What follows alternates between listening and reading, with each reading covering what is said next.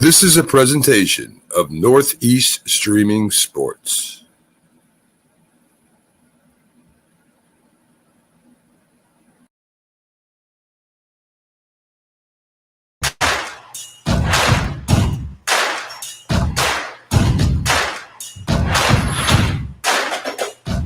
Hey guys, Keith Engel for TGI Sports Talk College Football Huddle. How are you guys tonight?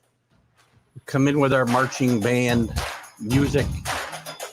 Makes you feel nostalgic for some of the old days, doesn't it? I love it. Hope you guys are great tonight.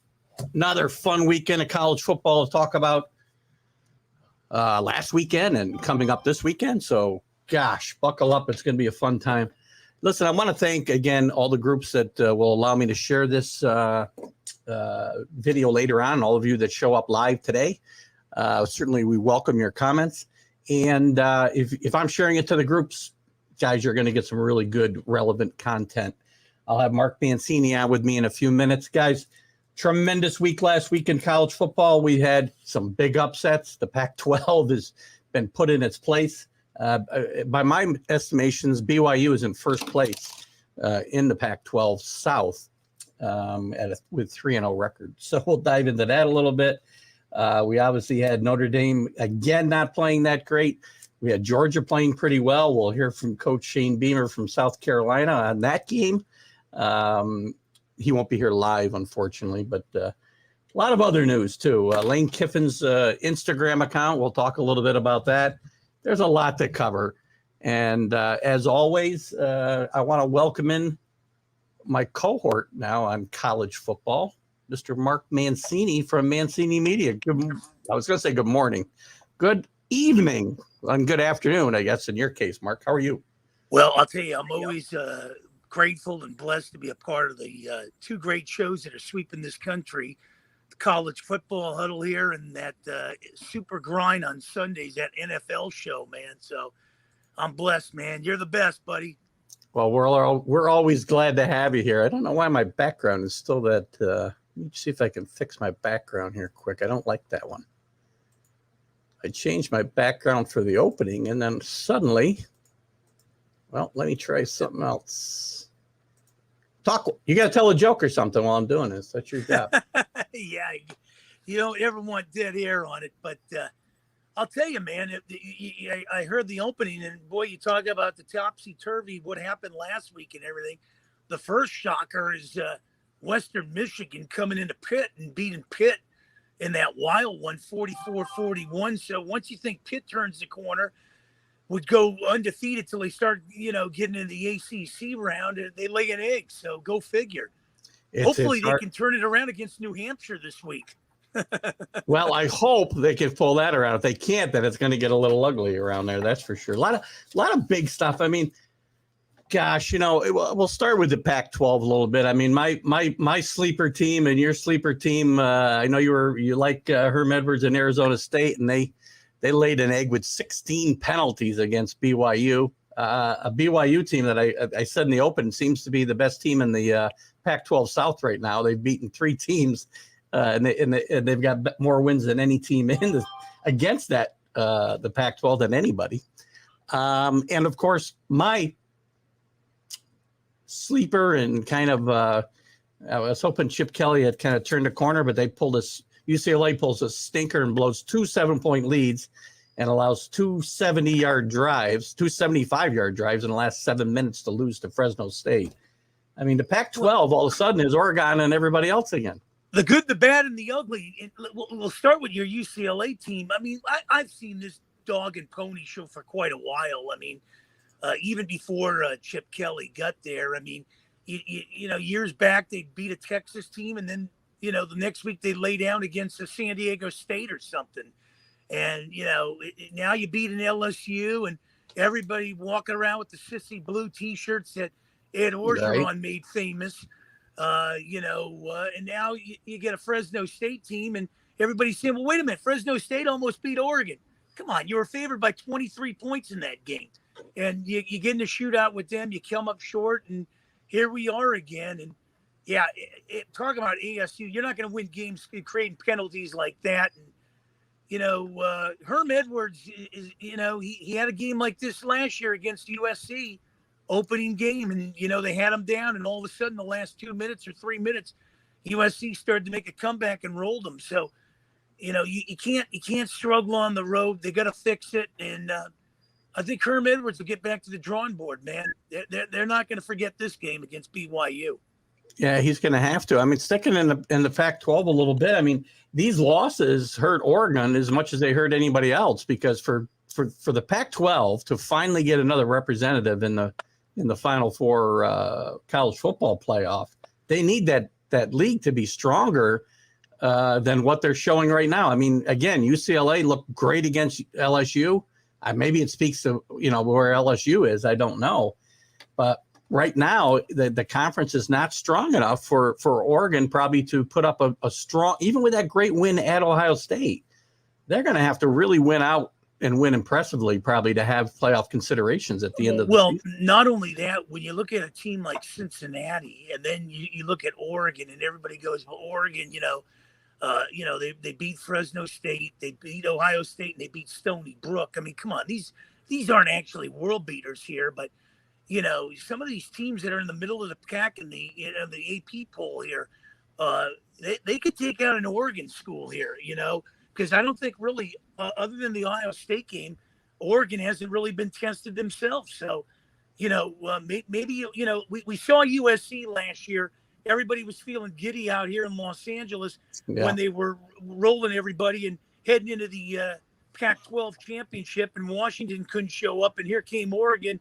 They thought, oh, we'll just bring our undefeated record into this thing. And, well, you saw what Oregon did to them. So I think when you look at the rest of the country, looking at the Pac-12, they kind of look at it with maybe eyes wide shut. It's a good segue into the Pac-12. Obviously, Oklahoma still ranked in the top 4, but a very unimpressive win again for them. Second one in 3 weeks over a Nebraska team that's not that good. The Pac-12 and Iowa State has kind of taken. Well, Iowa State could be still in the running for that conference, obviously.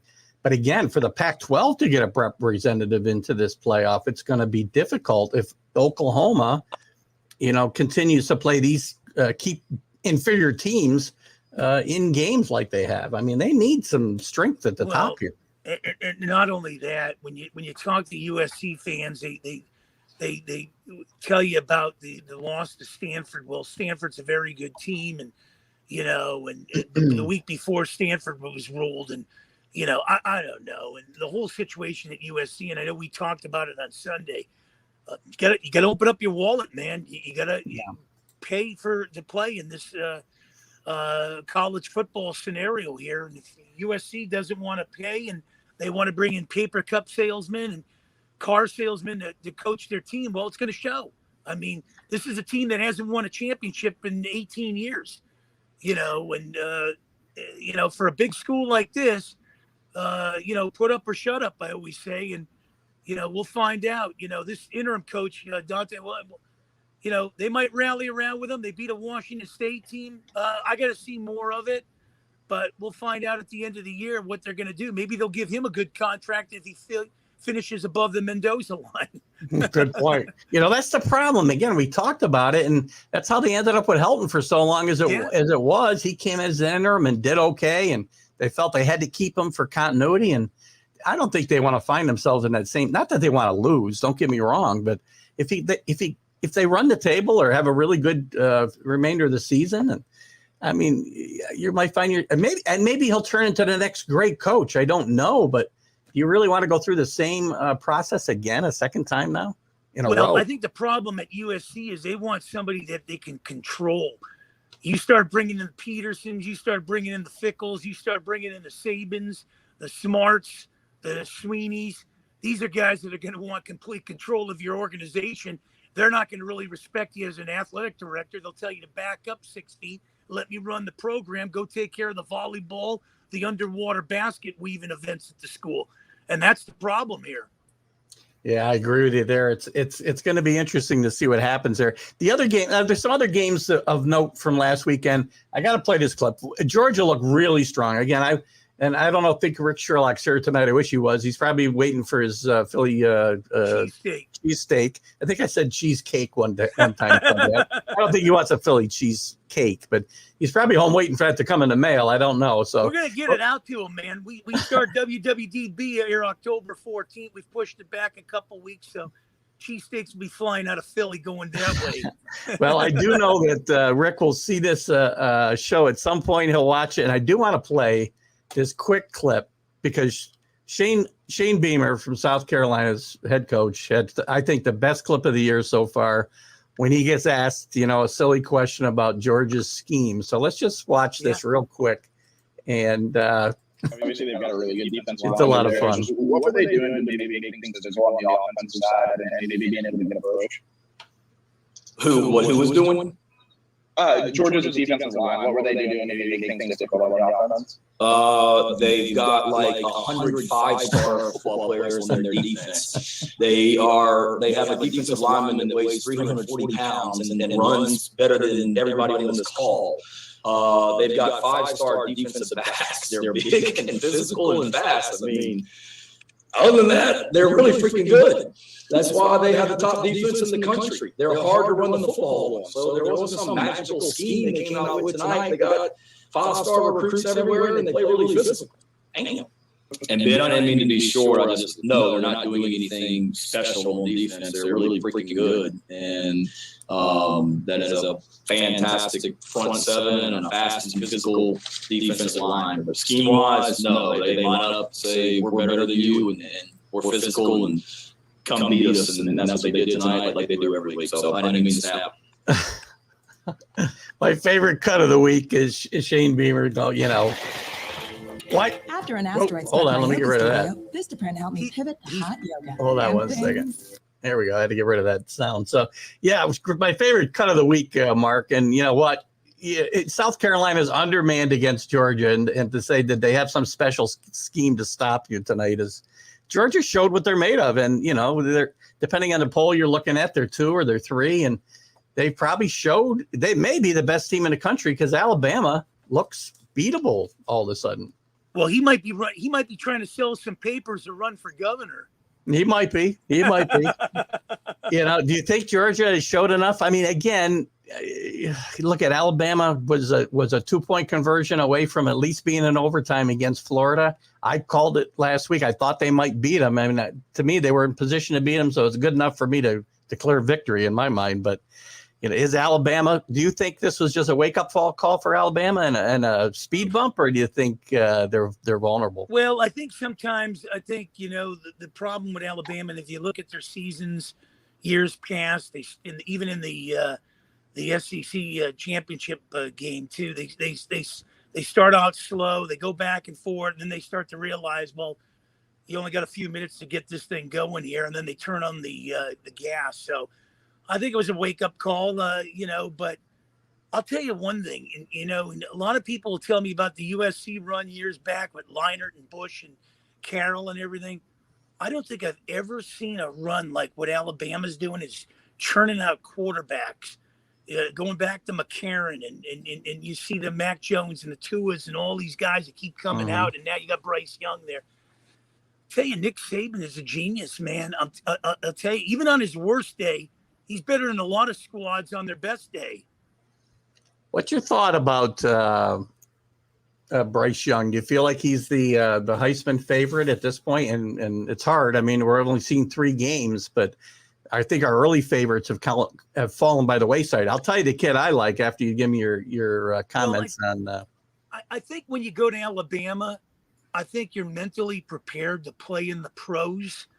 I think you're I don't want to say you're more educated to pick up the playbook a lot faster than some of these other guys at some of the other universities, but I think the education you're getting, if you took this and looked at it from an NBA standpoint, to learn from a Larry Bird, a Dr. J, the late Kobe, and Kareem Abdul-Jabbar, compared to learning from maybe Kyrie Irving or somebody, you're getting a top education hands-on across the board. And I think what Nick Saban's done is mentally prepare these people to play in the pros. And, if you go to New England right out of Alabama, it's almost like a pipeline right over there. So, Belichick's cut out of that same mold and everything, and I just think you have an upper hand. And look at the players, not even the quarterbacks that come out of Alabama. Just look at the players come out of there compared to some of the quarterbacks that have come out of USC going into the pros. It's a whole different ball game, man. I just think they're just mentally tough, and they're just ready to play professional football when you graduate from Alabama. Well, I mean, you're playing the SEC. It's almost like playing, AAA, baseball below the NFL. Obviously, we always have these debates. Can the Jacksonville Jaguars beat the Alabama Crimson Tide? Well, yes, the worst NFL team is always going to beat the best NFL or NCAA team. It's men against boys still, regardless of how you look at it.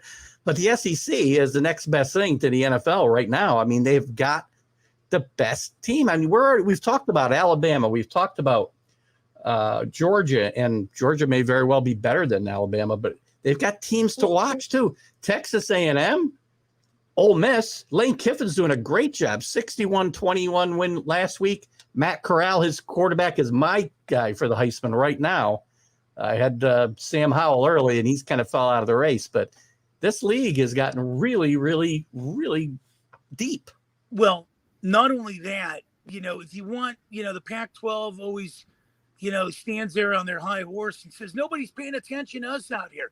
Well, if you put all your games on at 10:30 at night in Alabama, they're exhausted. They've gone home for the evening. They're not watching anything. If anything, they might be up there watching the local news. But you put you put a Stanford USC game on. The thing ends at 2:15 in the morning back east time. You put another game on late at night. Fresno State and UCLA. If you're trying to garner people to watch that and try to get these voters to sway their decision on you, who's standing up till 1 a.m. to watch that thing conclude? That's a good point. The problem. Yeah, and they've put all they've labeled it. I had trouble coming up with a name last week, but they call it the Pac-12 After Dark. That's what they want to build this as. Start the games at 9 a.m. out here, so that way then wake up early, have a Denver omelet, you have your coffee or sourdough toast minus the butter, and that way then the East Coast can see your games at the same time they're watching an Alabama game or getting ready for an Alabama game. Well, they get all excited about all these, super games, and there are some super games and super happenings that happen in this Pac-12 After Dark series. But the problem is nobody except the West Coast sees it. I find out about it in the morning. So again, back to the SEC again. Arkansas is a big surprise there. You got A&M who's strong. This league is top to bottom. Before I move on from Ole Miss. Interesting story. Also, Lane Kiffin has cleared out his Instagram account. I don't know if you saw this story today, but Lane Kiffin's Instagram account now consists of his quarterback, Matt Corral, maybe moving up to one of the favorites for the Heisman, and one Arch Manning, who is, I believe, in 9th grade now, if I'm not mistaken. Maybe he's in 10th. I'm not sure. He's been recruited for the last 2 years. The next great Manning, Lane Kiffin, is going all out to try to get him to come where his uncle Eli went and his granddad went to college. I'll tell you one thing. I love Lane Kiffin. I liked him at USC. And he's flamboyant. He kind of reminds me of John Gruden. Yeah. And he's married to like a supermodel. He goes to these programs. He goes to, Alabama, kind of has a tiff and a taff with, Nick Saban. He ends up leaving and, he just resurfaces. He takes his traits all over the, the SEC and, he goes to Florida. I mean, you got to like this guy. And, I always say if you want to turn your program around, just give him a boatload of money. He'll turn it around. He reminds me of the guy, in some ways that was a little flamboyant in himself too. I don't know if he had the supermodel wife with Steve Spurrier. I think his wife was okay. I don't know if she was a supermodel, but she wasn't, he wasn't going to kick her shoes out from under his bed. I don't think so. Right. Yeah. Those are great comparisons, though. I think for Lane Kiffin, they're all have the same type of personality, right down to the visors. They're all wearing visors out there. So watch out for that Ole Miss team. If they play any defense, and they're playing better defense right now, this team's going to be tough. Are they ready to beat the Alabamas and the Georgias? Well, we'll find out. I talked to a good friend of mine, Evie Van Pelt, that covers the Rebel Milwaukee. You got to get her on your show, man. She's great and covers Ole Miss and everything. And I'll tell you, keep your eyes on these guys. You're absolutely right. Ole Miss is a tough team, man. And this is a team that I've always said, middle of the pack team. They can smash any Pac-12 team on any given day too. Very interesting. Very interesting here. Rick Sherlock has showed up. He says, "Hey, Mark, how about those Bulldogs?" Rick, make sure you go back and watch the beginning of the show if you weren't here, because I played the clip of Shane Beamer after the Georgia game and after they got their clocks cleaned by your Bulldogs. So we'll give some credit now. Yeah. Because they played Clemson, obviously, they played and won, but they didn't score any offensive touchdowns. Now they're scoring touchdowns against real teams. And I think Georgia may be the best team in the country. We'll see. And Rick also says Manning will sign with Georgia, but I guess, Wow. I'm not sure about that. Well, I think the big question, Rick, is, they get another SEC championship game, and it's against Alabama. This time you got to get the job done. Yeah. Oh, I agree. Yeah. Kirby Smart's a great coach, but Kirby Smart, if again, right now, I think he's got the better team than Alabama. We'll see. Yeah. And so I'm going to give Rick some kudos here. I think his team might be better than Alabama, but as you said, Mark, if he doesn't get it done this time, he's going to start getting that label about not being able to win the big one. Yeah, if he doesn't win it this time, consider him a bridesmaid. Yeah. Talking again, well, we touched on this last week too about talking about coaches, right? Getting that label. Let's switch to Chip Kelly just for a second. We talked last Sunday about the fact that he tied Nuke Rockne, and he had a great quote because we said, where does that leave him? But you know what? I give Chip Kelly credit because he was asked the question, where does it leave him among Notre Dame coaches? And he says, I'm the winningest coach in Notre Dame history without a national championship. So he knows his standing, and Chip Kelly's kind of got that label that he can't get over the hump and win the big one. He's been there. He's been in position a couple of times, in his career. And it's time for him, I think, too, to get something. I like Chip Kelly, but you know what? Sometimes the grass always greener on the other side. And if he just stayed at Oregon, he saw the big money. He saw the NFL, went to Philly. I don't know what he tried to do in Philly, but they kind of tuned him out, threw a cheesesteak on the way out at him. Yeah. And then you saw what happened in, San Francisco. And now at UCLA, he's trying to, build that program from the ground up. But I think what he should have done from the beginning was he should have stayed at Oregon. It was a great foundation. The structure was there. But sometimes we chase the money, and that becomes the root of all evil. Yeah, and Chip's I thought he'd found his landing place, as we talked about earlier, UCLA, and that's not working out so good. So let's talk about a couple other games quickly before we move on from last week. Cincinnati impressed me again. We're going to talk about the top 25. Again, another team passes them, and they sit there at 8 and don't move a bit. The coaches poll with a really, I think, an impressive win over Indiana. They fell behind 14-0 on the road. Really didn't show much in the first quarter and a half, almost the first half, and they come up with a pretty impressive victory at 38-24. So Cincinnati's still hanging back there. They got a big game in a couple of weeks at Notre Dame, and that's going to make or break their season. What's your thoughts on Cincinnati? And I've always liked Cincinnati. They've always reminded me of a Bruce Springsteen song: 2 steps forward, 3 steps back. Every time you think they're going to turn the corner, they just something goes wrong with this team. Yeah. Years ago, I remember they were on a run, and I think Pitt came in there and took them out and surprised them. And they always have these surprises. But you're right. I've circled the wagons. I think they can go into Notre Dame in South Bend and beat the Irish. I really do. But they're going to have to bring their A game, and that will give them instant national recognition. and maybe move up the polls here because I really thought they were, good last year too.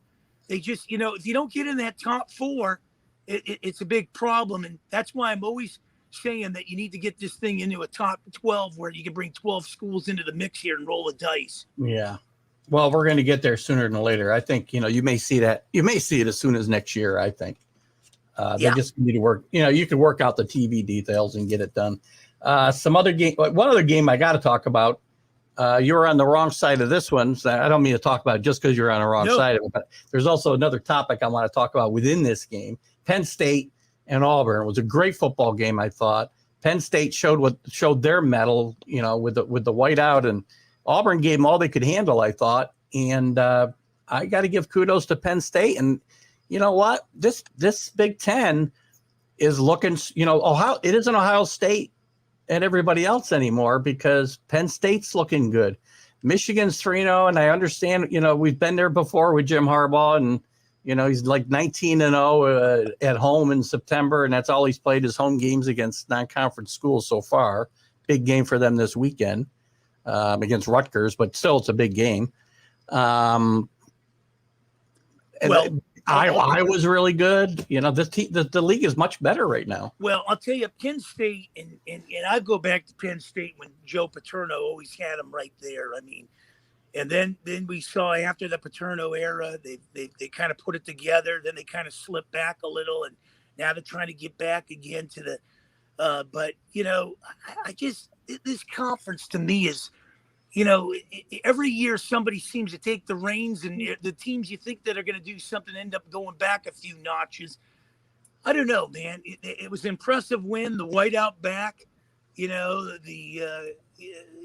just I couldn't believe it. I thought Auburn would go in there and beat them, but they came up short. It was a hell of a game, but got to give props where props is due, and Penn State did it. But I need to see a little bit more of Penn State. You know. That's where I'm at with this program. I mean, back in the day, like you said, with Joe Paterno, you knew what you were getting with this team. You were getting consistency.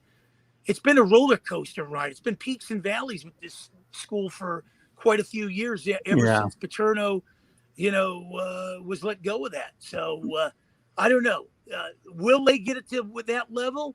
I don't know. I mean, we always thought with Alabama, with Bear Bryant, could somebody take it to that level? And we saw, the guys that came through, and the only guy that's done it is Saban. He's put it took about 30 years for it to happen too. So it might take that long to get the Penn State program up to that level where we're getting consistency.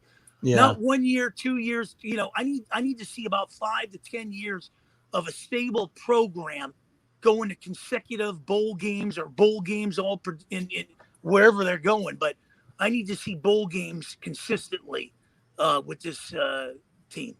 Yeah, well, since we're talking about this game, and there was an incident in this game that really irks me. So I'm going to jump topics a little bit, and I want to go to the targeting calls in college football. I mean, I'm all for safety. I'm all for this. I think they're a little harsh with the, one time and you're out of the game, one targeting. They got to issue warnings. They got to do something. And some of the calls, Mark, there was a call in this game, and fortunately it didn't have anything to do with deciding the outcome of the game.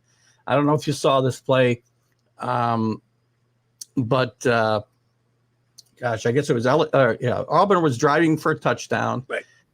They're about the 2-yard line, and the running back is kind of scrambling and turning around, trying to dive himself towards the end zone. Well, the defensive guy's job there is to keep him out of the end zone, right?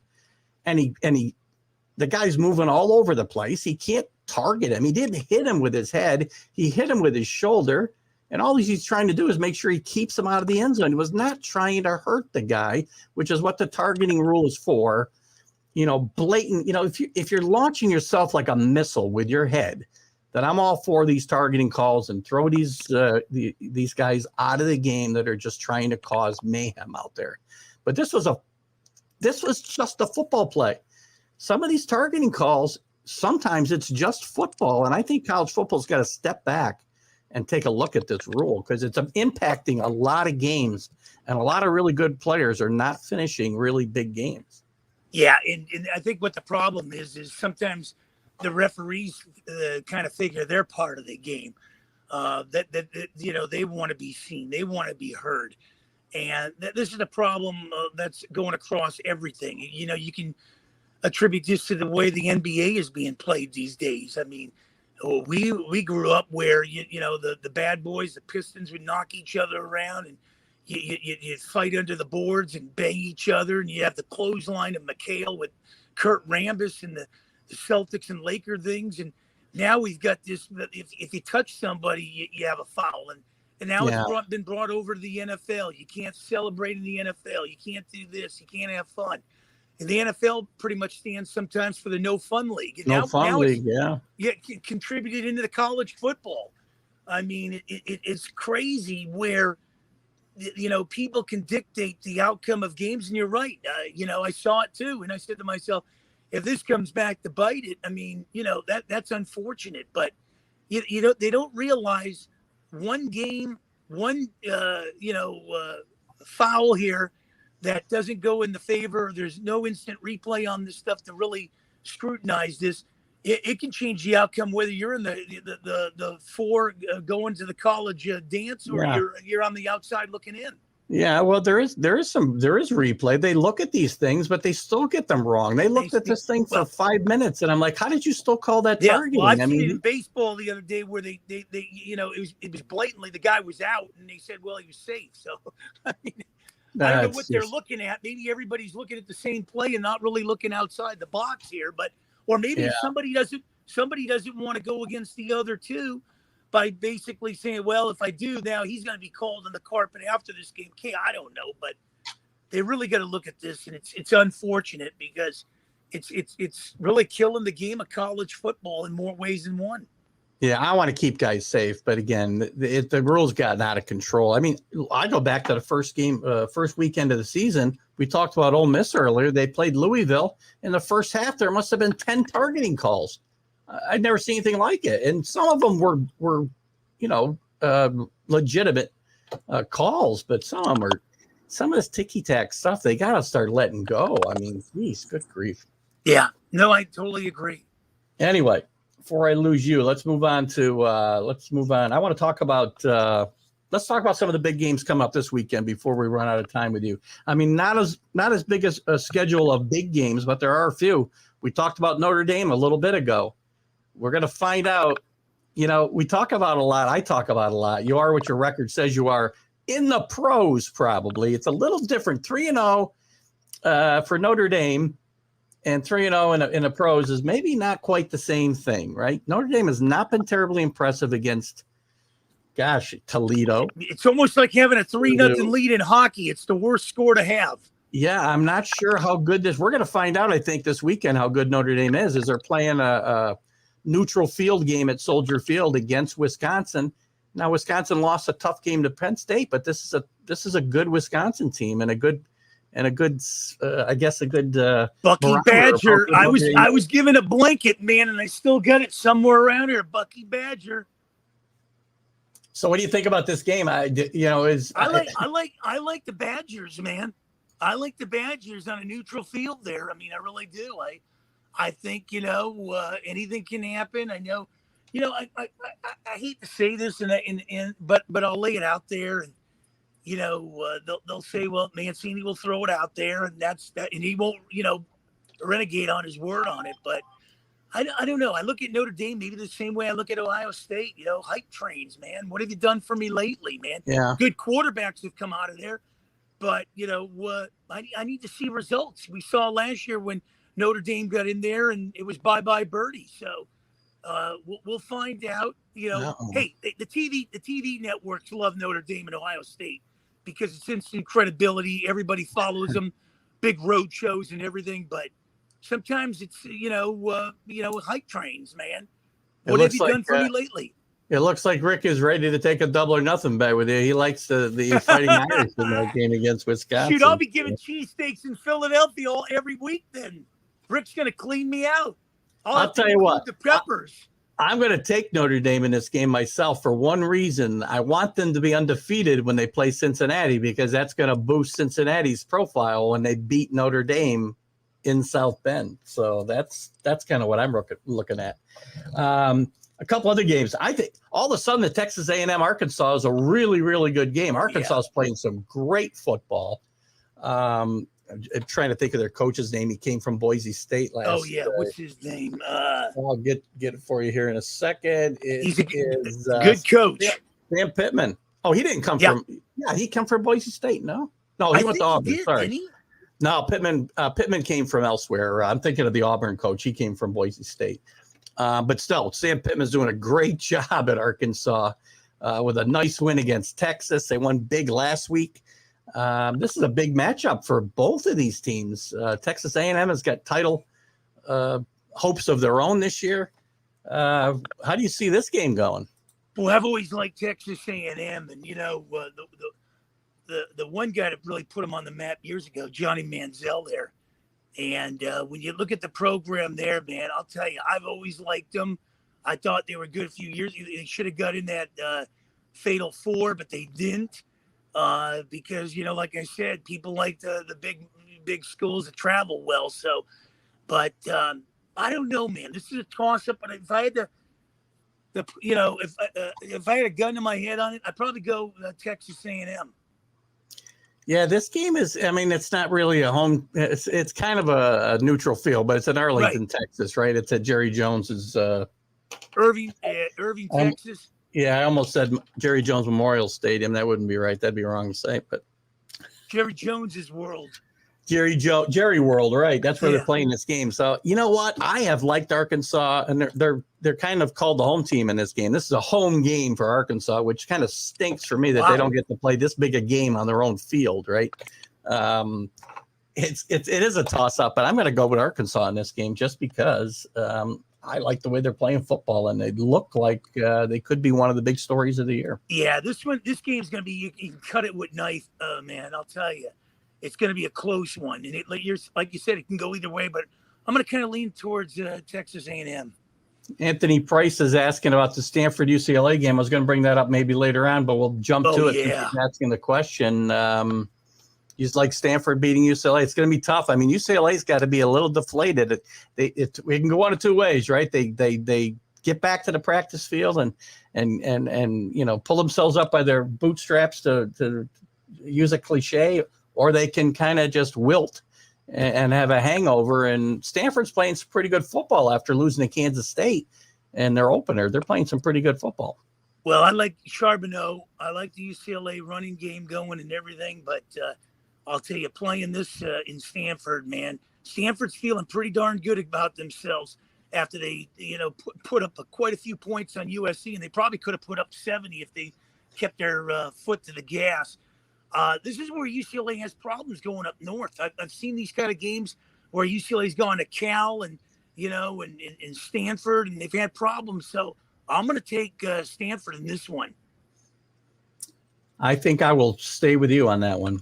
And again, not a lot of big games, but I think there's some interesting matchups. Michigan undefeated, 3-0. We've seen Jim Harbaugh here before, as I said earlier. Rutgers. It's not a football factory, but Greg Schiano's got that team 3-0. The offense finally got rolling this week. They looked the offense. Them and Syracuse put the setback offensive football about 40 years of first half 2 weeks ago, but they are 3-0, and I think Rutgers might push Michigan a little bit in this game. I don't think they'll win it, but I think they will push Michigan a little bit. Well, I've always liked Jim Harbaugh.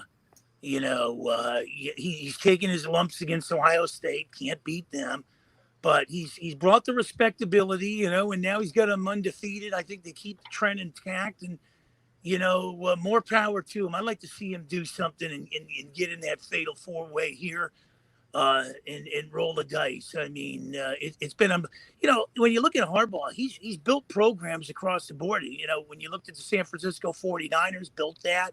Yeah. And, it's taken a while at Michigan, but he's kind of laying his foundation there. When I look at what Harbaugh is doing there, it kind of reminds me of what Gruden's doing with the Raiders. He kind of tore it up from the inside out and doing it his way. So keep your eyes on the Wolverines, my friend. So you think Michigan, and as the banner says, you think Michigan and Harbaugh are finally for real and will make some noise in the Big Ten. Yeah, I will put my stamp on that one. I really like him, and he's a class act. I had a chance to meet him years back, and just before he got married. And he's a great guy. I like his upbeat personality, and man, I'd play for him. Yeah, I like Jim Harbaugh. I mean, he's had a tough time there. I want to see a few conference games before I kind of go overboard, but I want to say hi real quick, and I know we got to get to some more games before we let you go, but yeah. I want to say hi quickly to John Gonzalez. John runs the Sports Authority group, and what a great group. I got to tell you, Mark, if you don't belong to the Sports Authorities, go to Facebook. I got to get in there. Let me get in there, and follow the site. And John's got some great stuff. He lets us share the shows. I love you, brother. You're like my agent, man. You just open the door. He's a good man, John Gonzalez. He won't come up for our little happy hour, though. I can't get him to drive up from the big city here to Smallbany, but we'll get him up there. And John likes Harbaugh's coaching acumen as well. So thanks for joining us tonight, John. Great guy. Big game. You know what? Again, it doesn't sound like a big game, but Clemson is really struggling along. I mean, they struggled last week with a Georgia Tech team that's not that good. Only beat. I think Georgia Tech was in position to win that game late, or at least tie the game late. They've got an NC State team that's undefeated this weekend and maybe a bit underrated, and they're playing at NC State. Is this a spot Clemson needs to be careful? Could be a trap game, man. Yeah, could be one of those games you got to watch out. The Wolfpack, man. This is it could be a trap. You gotta. These are the kind of games you circle when you're on a nice little roll. And I know Clemson's been struggling of late, and they've been not where Dabo Swinney wants them, but you got to watch out for these games, especially on the road. Yeah, I misspoke. NC State is 2-1, but it's still the point is still germane here. They got to be careful. I think Clemson will win another nail biter. Again, I said earlier after they lost, and they didn't look good. I mean, Georgia won the game. Neither team looked great on offense, obviously. And I thought Clemson needed to win games by 40 points the rest of the way out to have a chance at that playoff, and because they're not going to move up out of that nine spot, just squeaking by some of these second division teams that like they've been doing here. So exactly. And that's where when you're going into a game like this, you got to circle the wagons and say, hey guys, we got to have our heads on a swivel here and make sure we're paying attention, because the minute we're not paying attention, we're going to suffer a loss, and they're going to be 3-1. Yeah. Well, let's do this, since I know we're going to lose you here in a couple of minutes. There's some other games that I like, but let's do this. Let's do our dead solid lock and our surprise pick of the week. So give me your dead solid lock pick this week. Well, I think it's Pitt over New Hampshire. Wow, you're really going off the. Don't go too far on a limb there, Mark. Yeah. I mean, you got to wake up after you lose to Western Michigan.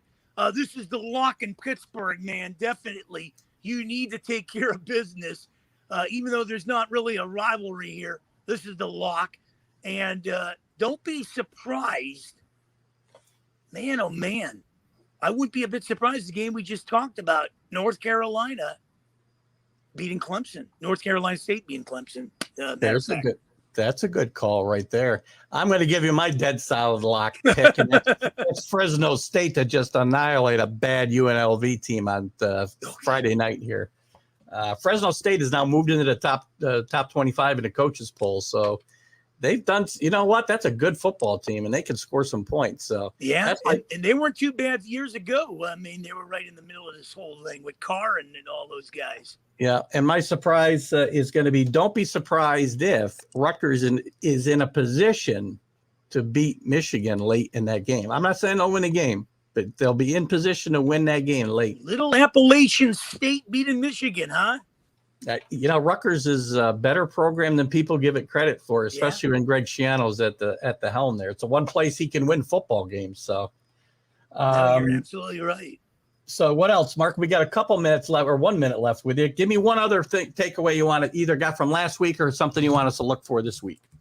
Well, I'll tell you, I think what you're looking at with Stanford, they're starting to put it together now. USC, I think they get the UCLA, and then they got some other games down the line, the Oregons, the Arizona States. I think Shaw's doing a great job.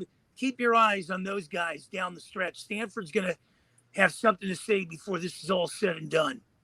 Great. Awesome. Mark, great stuff tonight. Always great stuff. I look forward to seeing you Sunday on our Sunday Stream of Consciousness. We'll be looking at some of these games that we talked about in the news of the college football world, as well as professional football. And gosh, we're getting the baseball playoffs too. We got a lot going on Sundays for sure. Well, I'll tell you one thing, Keith, your network is second to none. You got great listeners. I love you. You're a brother, a mentor, and a friend to me. And I'll look forward to seeing you on Sunday with all these great listeners. Absolutely. Give us one big plug on the way out. What do we got to listen for from Mark Mancini this week? Well, Anything? October 14th, WWDB AM 860 out of Philadelphia, Pennsylvania. Marianne Costello, Sal Tartaglia, and myself will be ripping up Philly. We'll be talking Ben Simmons wants out of Philadelphia. Trying to find out from Doc Rivers what's going on that. Are the Eagles for real? And we'll start previewing the Flyers. Not the hockey season, Bullets, but the Flyers. Oh my gosh, hockey season! I got too much to cover now. My gosh! All right, Mark. Thanks for coming in tonight. We'll talk to you next week. God bless you, my brother. I love you. Love you. Bye bye. All right, guys. Mark Mancini for Mancini Media. Always fun to have Mark on the shows.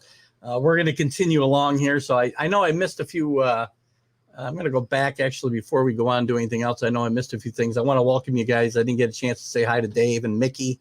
Thanks for popping in, guys. Rick, we said hello to you. I know Anthony Price, thanks for coming in tonight.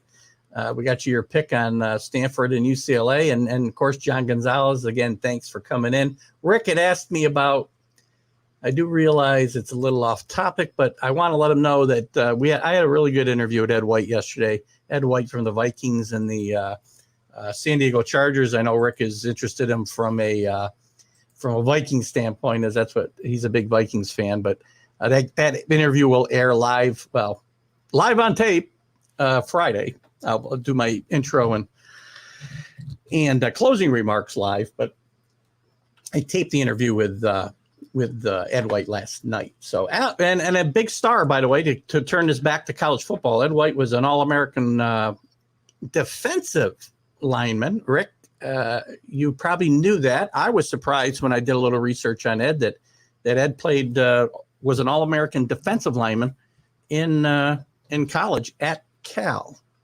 So that was we had a lot of fun last night. So I appreciate you bringing that up, and we'll certainly talk about it more. Guys, let's take a quick look at the coaches poll right now. So, and guys, any comments you want to bring them up. We'll talk about whatever you guys got to chat about. I'm going to go through the games this weekend a little bit more in depth. I might have a topic or two left to talk about that I didn't get to with Mark. We'll see. The big movers this week up. Penn State moves up 4 in the coaches poll to number 8. Again, past Cincinnati. Cincinnati sits. In fact, Cincinnati falls a spot to 9. Cincinnati does nothing but keep. Again, they're 3-0. They keep winning big. I know they haven't played a lot, but that wasn't a bad Indiana team that they beat on the road. It's a Big Ten team, a Power 5 conference team. Cincinnati's up their non-conference league schedule. They've done what they've been asked to do by the powers that be and pick people to play in these playoff games. And Cincinnati right now is not being rewarded for it. Is Indiana as good as last year? The record says they aren't, but the core of that team from last year is still there. It's a good win for Cincinnati, but Penn State playing great football has moved by them, as did Iowa, as did Clemson and Oregon. So it's 4 teams now have passed Cincinnati, but Cincinnati's lost no games, won everything big, and 4 teams have passed them since we started the season. Another reason we shouldn't have preseason polls, but maybe it doesn't matter because Cincinnati would be still ranked probably where they are. They just don't get the love that they deserve. Other movers this week, Ole Miss moves up 3 spots to number 13. Watch out for Ole Miss, guys. Really good. I mean, Lane Kiffin's one of the great offensive minds in any league. The NFL, the CFL, the NCAA, wherever you want to look. Lane Kiffin is a brilliant offensive mind. He's had trouble with defenses. Right now, Mississippi's got a much better defense. and Matt Corral may be moving towards a leader, one of the leading candidates anyway for the Heisman Trophy this year. I love what he's doing there at Ole Miss. BYU, the leading. I joked earlier with Mark Mancini that BYU is the best team in the Pac-12 South. They're 3-0 against the Pac-12 South as an independent. They beat up Arizona last week pretty good. Arizona State. Arizona State shot themselves in the foot. I think they had 4 turnovers and 16. That's right, guys. 16 penalties. You can't win like that. Check the comments here. Bama will be on top when it's all said and done. You know, it's going to be hard for them to lose. This was a spot. This might have been a spot. Every team has a spot where they got a chance to get beat. And this could have been the chance people had to knock Alabama off. We'll see. I think they're going to have a tough time with Georgia, as I talked about earlier in the show. Some other big movers. Arkansas moves up 6 spots to number 18. Michigan up 6 spots to number 19. Michigan State dismantled Miami, my mostly beloved Miami Hurricanes. It wasn't even close. I don't know what the final was. Do I have it in front of me here? What was the final of that game? I don't even want to look. 38-17. Guys, I don't even feel like it was that close. But Michigan State moves up to number 21. They were out of the top 25. And Fresno State moves up 16 spots. They were 41st ranked last week. They're up into the top 25. The big fallers or losers this week were Florida dropping only 2 spots to number 11. Again, Florida, you know, the thing about playing the SEC, if you're 1 loss and you win that championship, it's just to say Florida runs the table and plays Alabama again. I think they can, can't they? Before I say that, I should find out that they play in different divisions. I don't remember. Somebody help me out. Sure. They play in separate divisions. That's what I thought. So Florida could theoretically get to the SEC championship game, beat Alabama this time, and be in the playoff consideration. John's a Hurricane guy shaking his head. So am I. God, it's awful right now. The program is going backwards. You know, before I go on with the big losers last week, Miami's a big loser, right? I don't have them down as one of my big. They fell out of the top 25, obviously. This team, they paid a lot of money. When Mark Richt decided to resign and retire, and we now know it's possible he knew he was sick at that point, and we do wish Mark Richt well as he battles Parkinson's, and he's still doing TV on the ACC network, so doing some good work there. Manny Diaz had gone to Temple as their head coach, and when Mark Richt had decided to retire, they paid a lot of money, I believe $4 million, to buy him out of his contract at Temple, Manny Diaz. And right now, they're not getting the job done. And the defense is the major transgressor of this. That's his domain. He actually took over the defensive coordinator duties again. And it has been an utter disaster this year so far. It's blown out by Alabama, barely beating a good Appalachian State team at home, and then just getting dismantled again at home against Michigan State, who's one of the big surprises this year, guys. Their new coach, Mel. What's Mel's name here? Hold on. Escaping me. Mel Tucker, a one and done guy at Colorado. What are they thinking out there? The Buffalo fans thinking that they let this guy get away. This team plays with his personality. They're playing really, really tough football on both sides of that line of scrimmage. And let's see what John's got to say. Canes need a good coach. Diaz is not the answer. I'm starting to feel the same way. I was happy John, I was very happy when, not that Mark Richt had resigned, but I was happy that Manny Diaz was going to be the next coach, but it's not working out. And it's turning out to be a huge, huge thing. Who do I think gets a USC job? I'll be honest with you. I said I've gone out on a limb here, and I said if I'm USC, I spend whatever it takes. I do whatever it takes to go to Bob Stoops' house and not leave there until he signs a contract to be my next head coach. Is it going to happen? I don't know. I got to believe probably if Bob Stoops was going to come back, he probably already would have. But this might be a spot that Bob Stoops would excel here. His personality, I think, is right for the job. He actually, he's kind of a Pete Carroll light in my mind. I love Bob Stoops, and I think he would be excellent at this university and get them back where they belong. But I don't know that can happen. James Franklin, I don't think James Franklin is leaving Penn State. So where does that leave them? I don't see Matt Campbell being a good fit in Los Angeles. The coach from BYU is another name that we hear a lot. I'm probably going to butcher his name, but Kalani Salaki, probably saying his name wrong. Maybe somebody can help me, but he's going to be mentioned prominently, especially since his team is the best team in the Pac-12 South, even though they don't play there. Here they're going after Matt Rule. That would be an interesting choice, and it might be one of the few schools that probably get Matt Rule out of the NFL. I don't think Matt Rule's leaving the NFL. I've said for a long time that I like Matt Rule, and I think he's going to be a really good NFL coach. And I think he's got the Panthers on the right path. Obviously, they're 2-0. But if he decided he wanted to return to college, they could do certainly worse than Matt Rule.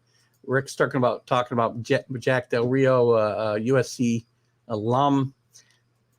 I'm not sure that I see Jack Del Rio at this point in his career being a candidate there. Not that he wouldn't want the job, but I don't know that they're going to go. I mean, Jack Del Rio is not a young guy, and I think they need. Well, then there's Bob Stoops, I guess, but he's not as old as Jack Del Rio. Good football coach, and if they want to stick, USC likes to go to their USC guys. They always have, and that might have changed a little bit since the Mike Garrett's and the Pat Haydens and Lynn Swans are not the ADs there anymore. They may not necessarily be dead set on a USC guy, but we'll see. Couple other things on the AP poll. I'm sorry, the coaches poll. Auburn drops 3 spots to 23. A game effort from Auburn at Penn State. Tough place to go play. I think Auburn will be heading in the right direction, but they're gonna have a tough time this year. UCLA really disappointed me last week. I've been talking them up since before the season.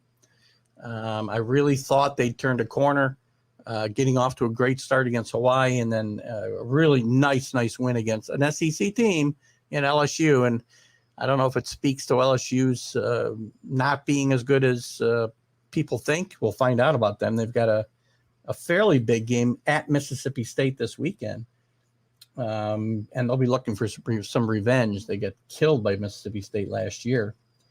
It'll be very interesting to see how UCLA rebounds themselves this week against Stanford. And again, I hate to pick against them, but right now, Stanford's playing some pretty good football, and they've got a really good coach. So it's going to be very interesting. UCLA, though, falls all the way to number 24.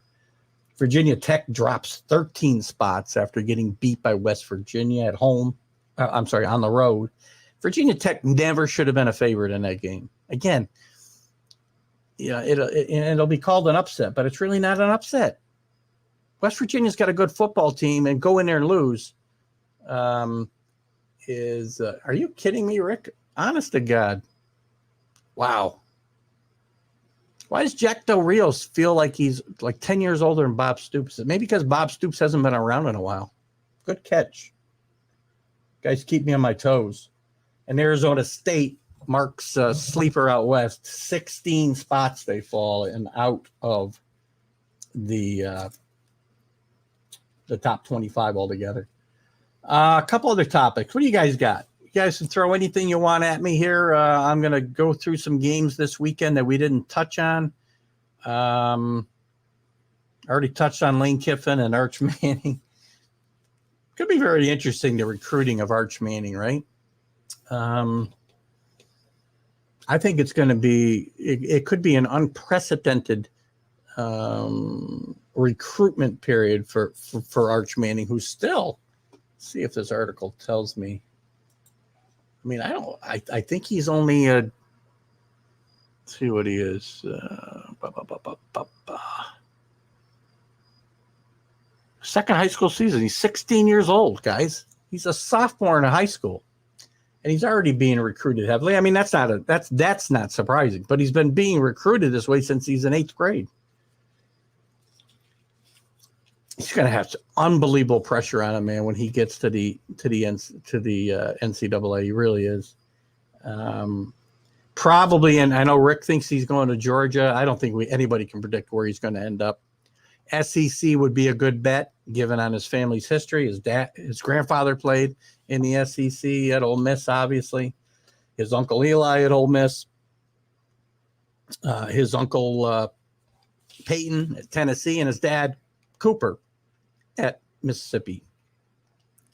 Cooper, by the way, guys, talking about college athletes, Cooper Manning was probably the best, most talented. He wasn't a quarterback. He's a wide receiver, and he got hurt during his college career, but he was probably the best athlete of all the Manning brothers. And if he'd stayed healthy, who knows? Let's see what John's got something to say here about Arch has it all: size, arm, pedigree. You know, maybe, hopefully, that stuff's all good too. But he better have, the right demeanor, the right fortitude, because the pressure on this kid is going to be amazing. That's why he may not go to Ole Miss, and he may stay out of the SEC altogether. I don't know, because it's going to be tough. It's going to be really tough for this kid wherever he goes. And especially if he stays in the SEC or goes to one of the schools that is, his family's been at Ole Miss and Tennessee only. It'll be interesting to see how that goes. I do agree that the kid has got everything going for him, John. Be very interesting to see what happens there. Let's take a quick look at some of the games this weekend that we didn't talk about with Mark Mancini. We'll just go through them quickly. If you guys got some things you want to chat about, games you're interested in, we'll chat about them. In the top 25, not a lot of big games. Georgia's got Vanderbilt. It's almost a bye week. Rick, you're traveling to Vanderbilt. You should be in great shape. Penn State's got Villanova.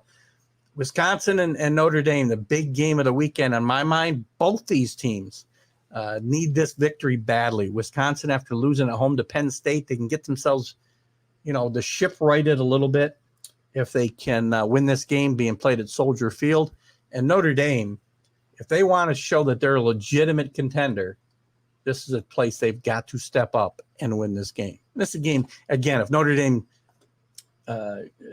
doesn't win by 25 points, this isn't a big deal in this game. You can win this game by 1, and it's a good victory. But it's a place I think Notre Dame has certainly got to step up. Coastal Carolina gets UMass. Coastal Carolina having another good season. Hasn't really played anybody yet, but no, how can you not love the Coastal Carolina story? I did have Army to bring up, so I'm glad you brought them up, Rick. We'll talk about that right now. They do have Miami of Ohio. Jeff Monken, great job. That game is at Army, by the way. And I say it every week, guys. If you get any chance to go to a football game and want to go through, just live through a great experience, go to West Point and watch Army play a home game. But get there early and watch all of the pomp and circumstance that goes on. Staying with the armed services teams, Navy will be playing at Houston. Navy's going through a tough time right now, but I'm confident that at some point they'll get it back going because they've had a great run over the years with, and I'll never say his name right. Ken. Numa Hatola. Can't say his name. Never could, never will. Great football coach. Had a couple chances to leave. Had a chance to go to Arizona State. Had a chance to go to Houston. Had a chance to go to Georgia Tech. Took one of those jobs, I think, and actually reneged and went back to Navy. He's done a great job, and I think he'll get them back straightened out. How great would it be, by the way, just to switch gears for a second? I talked about this last week, and with all the realignment going on, whatever you think about the realignment, the AAC is really going to be depleted when Cincinnati leaves and Houston leaves and Central Florida leaves for the Big 12. And I really still think it'd be really cool if one of the things that they did is they try to fix now their problems and bring teams in, and they've got to rate other conferences. I said this last week, and I just think it'd be cool if they brought Army in. Army's an independent. Bring in Navy. Navy's already there. Sorry. Bring in Army and bring in Air Force. Air Force, where are they currently playing? I know they've changed conferences here and there. They're where are they now? The Mountain. I think they're in the Mountain. Yeah, the Mountain part of the Mountain West Conference. The Air Force is on a bit of a downswing too, but I just think it would be so cool to put those three teams in the same league. I think it'd be a smart move for the AC or somebody else to consider at some point. And you guys got an opinion on that? You can certainly speak up.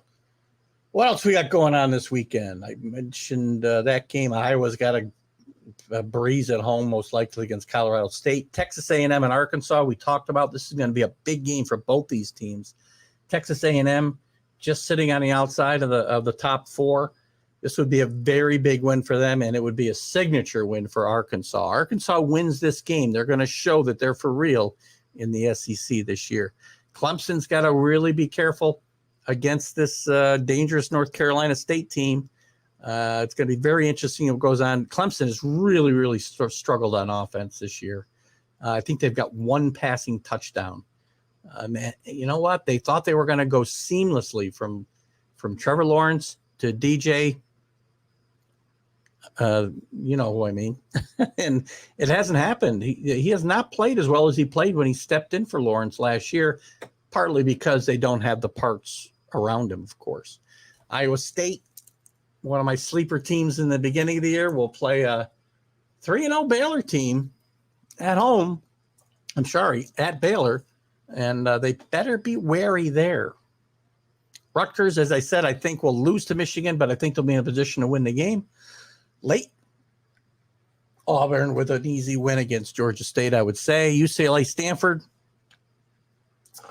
I know Mark picked Stanford to win this game. I'm gonna go with UCLA to bounce back in this game. I just feel like they're too good. And I think last week was it was a shame the way they let that game get away from them. Florida, Tennessee. Florida's got to be careful of a hangover here. Tennessee's 2-1. They lost to Pittsburgh, which doesn't look so great with Pittsburgh's loss last week. But Tennessee is starting to make some improvements with Josh Heupel there, and I don't know that they're ready to compete and win at Florida, but we'll see how that goes. Here's a man after my own heart. Jeff, hope I say your name right, Jeff. Makara, hope I'm saying your name right. If I'm not, yell at me. Send me an email. Jeff loves the AAC. I do too. I think it's a very underrated. In some ways, I think it might be better in the Pac-12, deeper. But Jeff loves the AAC. Navy will struggle again the rest of the year. Unfortunately, I agree. They got a couple of years of rebuilding ahead of them, but I think they will get it back together. Third-rated, most difficult schedule. They always play a tough schedule. Navy. Army has to be near the bottom. But Army's an independent. I'd love to see him in the A's. I'd love you'd love to see the Army join the AAC. Good call. Air Force too, Jeff. Are you on board with me with all three of the major armed forces football teams getting in that same league. I think it would be just awesome. For me, it'd be awesome to see these teams battle it out. They play each other anyway all year, every year.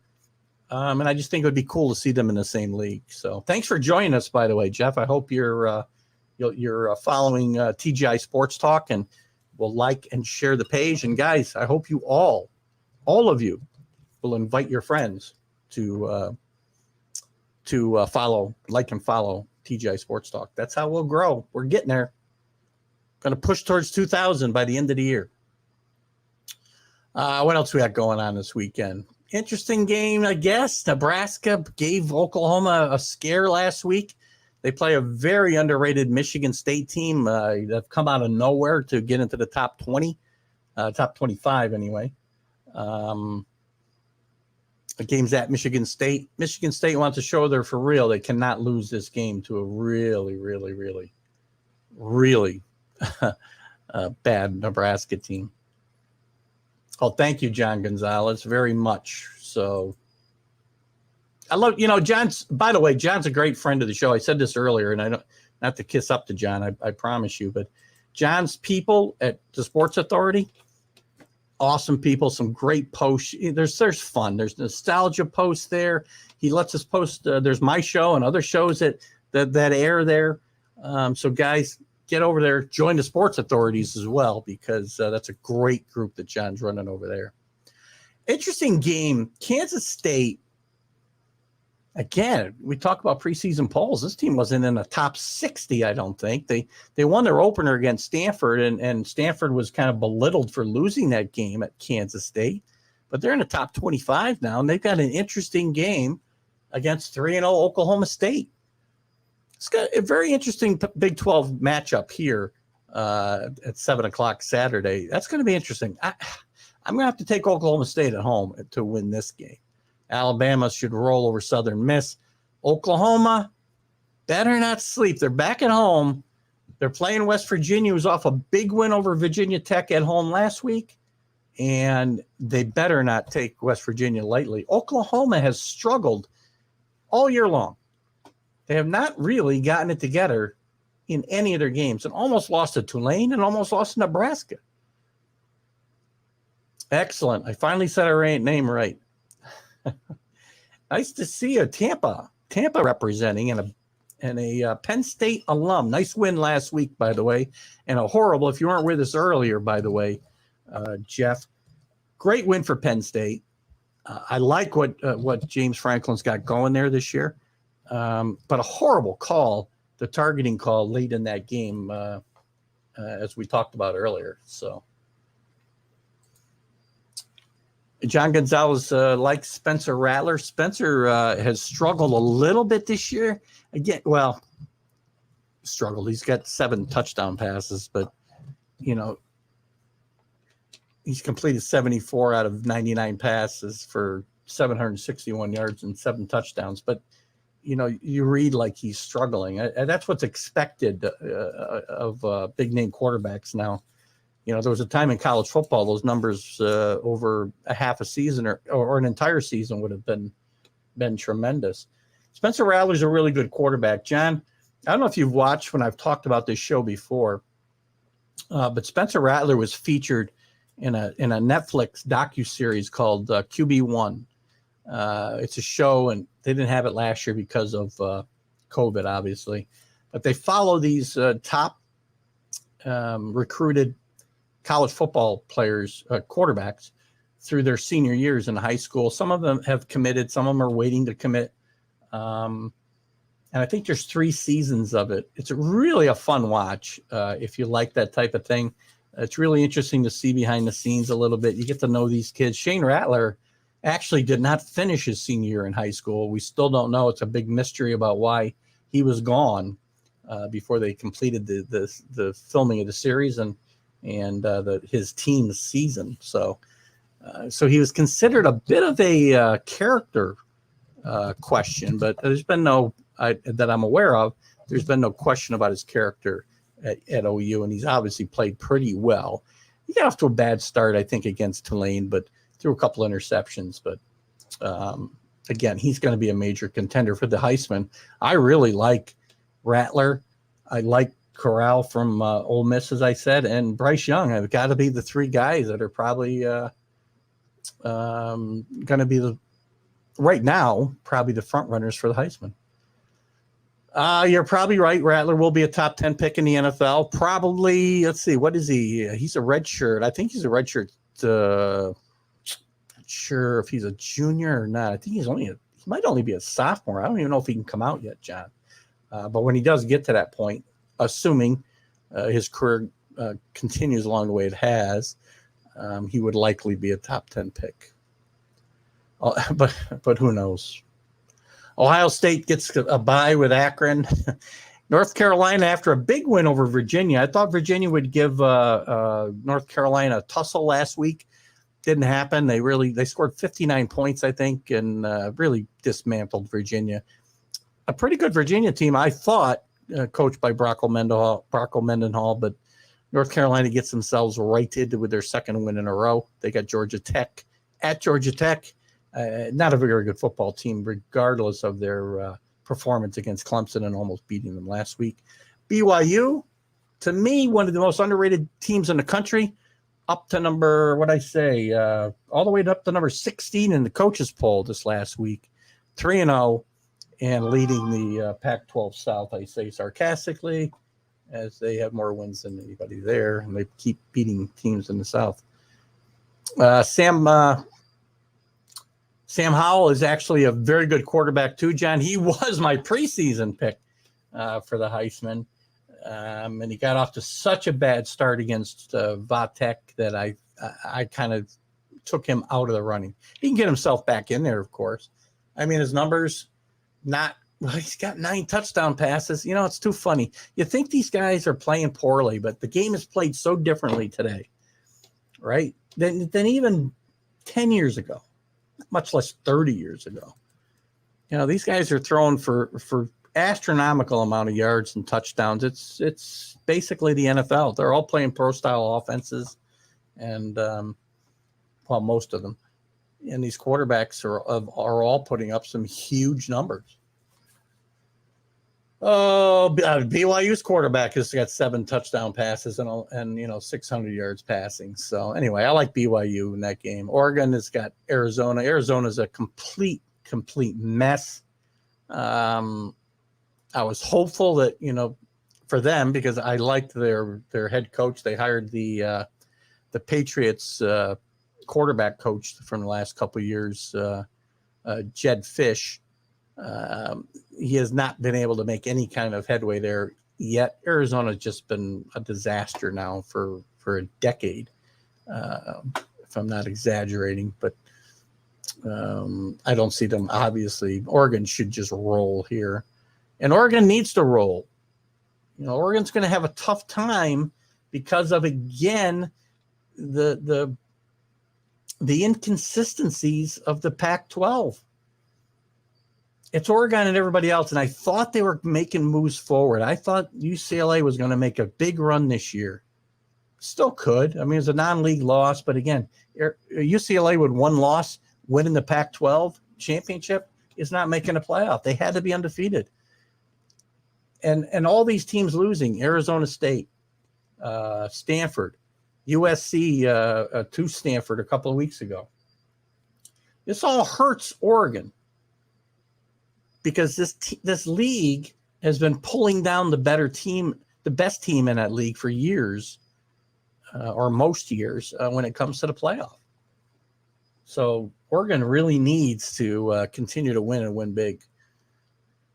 Anything off the top? We know we mentioned the service academies. Any other games out of the top 25 you guys are interested in? Carlos isn't with us. His Middle Tennessee team is 1-2. They got Charlotte this week. Wake Forest, Virginia. Interesting game. Wake Forest off to a 3-0 start. I think we'll get I definitely want to get Larry Sorensen in next week, the color analyst from Wake Forest, and talk about Wake Forest and the ACC, or get us up to date. He hasn't been on in a couple of weeks. This will be an interesting matchup for Wake Forest after beating Florida State last week.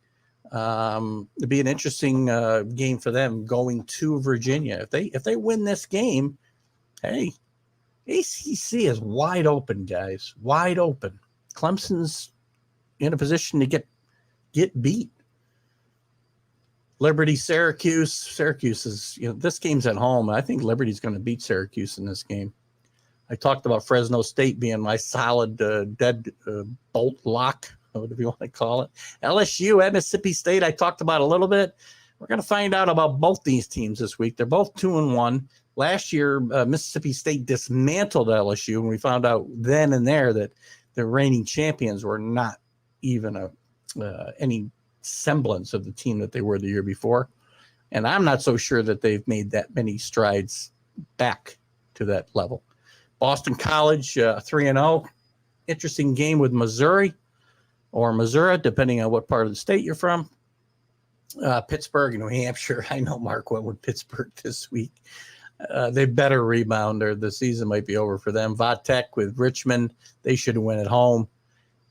Trying to find some other games. Oh, here's an interesting game. Jeff Makara, if you're still here with me. Very interesting game.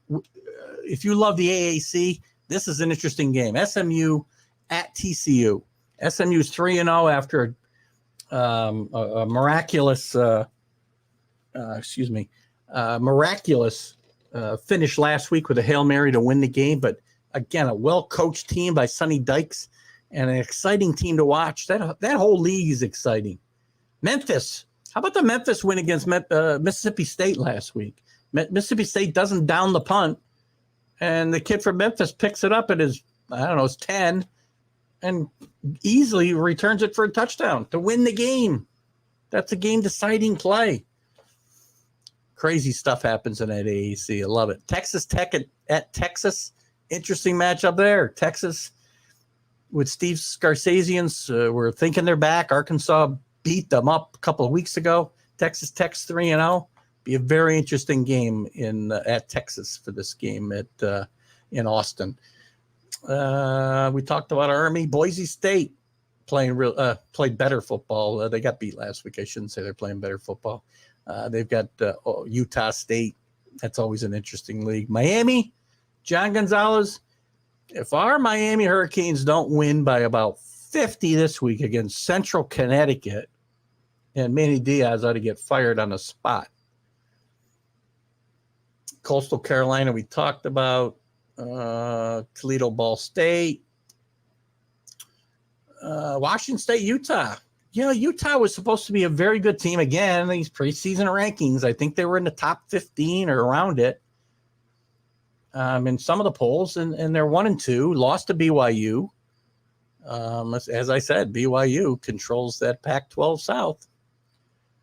Iowa should have a cakewalk. Looking for some other games of interest here. I don't really have Memphis.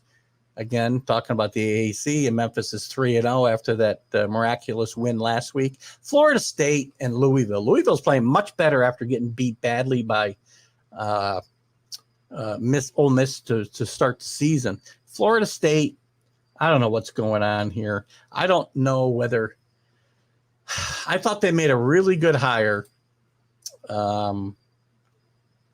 with Mike Norvell, who came from Memphis. And they played a really good game and came back to force overtime against Notre Dame. And since then, they've fallen apart. Lost to Jacksonville State, unforgivable. And they lost to Wake Forest last week, which never could have happened back in their heyday. Florida State may not be able to get this back together. And I'm not so sure Norvell's the guy to do it now. This is, I don't know what it's going to take for Florida State to get back, where they were under Bobby Bound and then Jimbo Fisher. They've gone through 3 coaches now. This is their 3rd coach since Jimbo. And they just cannot seem to get it turned around. I'm not sure that they're ever going to. What else? Anything else? Let's see. I got nothing else I don't think that I really care that much about. Talked about most of these games that mean something. It's fun. we'll go through these scores next week. We talked a bit about the Heisman Watch. It's going to be very interesting to see what happens there. This is an evolving thing, right? You got favorites, they fall off, they come back. Sam Howell, John Gonzalez mentioned, very well could get back in the race now that he's back. North Carolina's back winning games. He's back playing well after getting knocked off course by Virginia Tech. Tough spot to start the season for North Carolina. Oh gosh, what else, guys? What else we got going on here? How about this? How about? And I like your opinions on this if you're still with me. So here's the teams that to me are they showed themselves to be pretenders last week, or they showed themselves to be contenders. On the contender side, I think BYU really showed last week and have shown several times as they've beaten 3 teams now from the Pacific 12 or Pac-12. As an independent, they play one of the toughest schedules in football. And I think they've made themselves a contender. If somebody from that group of 5 or that group of 6, if we count the independents, right, is going to make a run, it might be BYU or Cincinnati, obviously, who's undefeated. Watch out for BYU coming up quickly. And as I said, Cincinnati just keeps getting bypassed in the top 10. It's just crazy. Ole Miss, I think, has shown that they're for real. Arkansas, I think this week will show whether they're a contender or a pretender. And then Michigan State, I got to see a little bit more from them and see what they do once they get a little bit deeper into conference play. The pretenders to me that were obviously exposed last week, UCLA, who I was all over, Arizona State, who Mark Mancini was all over. He loved their chances. I just think Arizona State, I love Herm Edwards.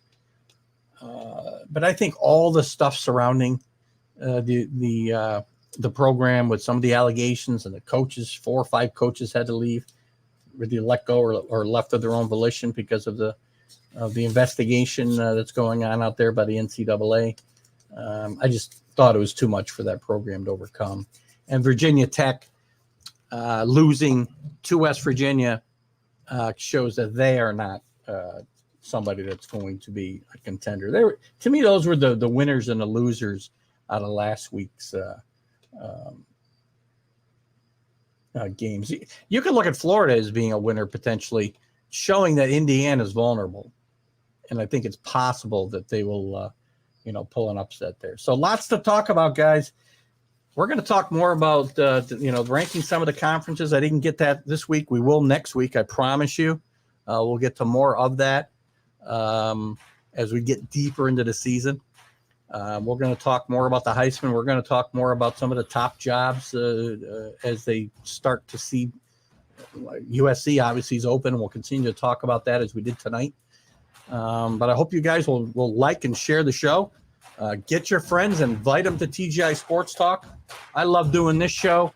Remember, we've got Ed White, former All-American at Cal University and All-Pro, should be Hall of Famer with the Minnesota Vikings and later the San Diego Chargers. And the NFL will be my guest on Friday's interview show. And then Sunday, we've got our Sunday Stream of Consciousness.